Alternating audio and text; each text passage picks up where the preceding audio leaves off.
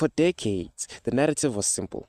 Skilled South Africans, engineers, accountants, and finance professionals were leaving in droves for the UK, Australia, and the US, seeking stability and opportunity.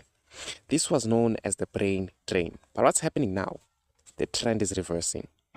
We are now witnessing a reverse immigration wave of high-skilled, globally mobile professionals packing up their lives in cities like London, Toronto, and Sydney and moving back home. This isn't just a handful of nostalgic people. One major recruitment and global mobility firm reported a 70% surge in South Africans actively wanting to return home over the past year. This is a measurable shift, indicating the economic and social calculus of being an expat is changing very fast.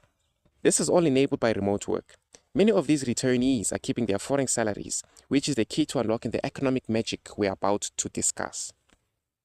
The decision to return is powered by a perfect storm of push factors driving people away from the West and new pull factors drawing them back to South Africa. The push factor is that life abroad is getting too expensive for the average skilled professional in the US or UK.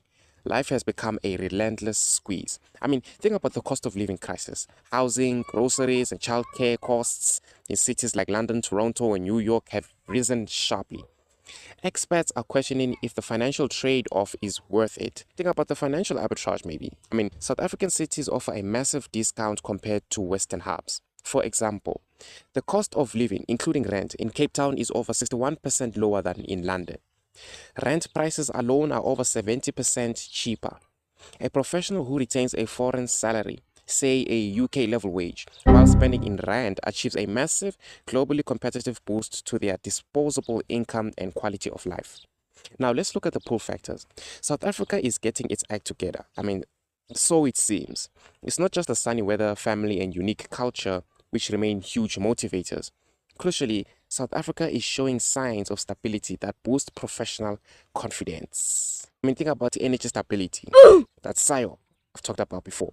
The biggest game changer is Eskom's performance. For months, South Africa has experienced 105 consecutive days without load shedding, or basically crippling power outages. For professionals reliant on reliable internet and power, this is the foundational prerequisite for stability. The country has received its first sovereign credit rating upgrade by a major agency in over 16 years and has successfully exited the FATF grey list, improving global financial sentiment. These aren't emotional points. They are hard facts that legitimize the decision to return and invest. The hard question, however, is what does this mean for the average South African? This wave of skilled returnees, a potential brain gain, is a good news story for the macroeconomy. But the reality for the average struggling South African is more complex. The country faces a severe skills crisis, particularly in fields like engineering where shortages have surged and in technology.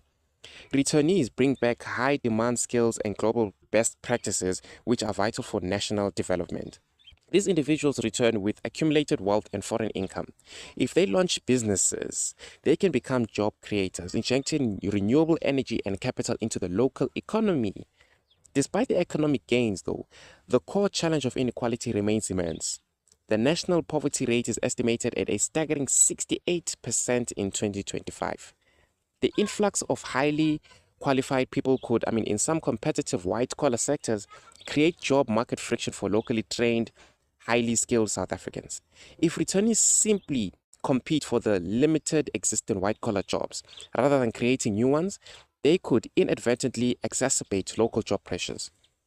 For the average South African, struggling with high youth unemployment rate of 46%, the return of skilled expatriates is only truly beneficial if it translates into widespread job creation, investment, and knowledge transfer to uplift the wider community, rather than just enriching a global mobile elite.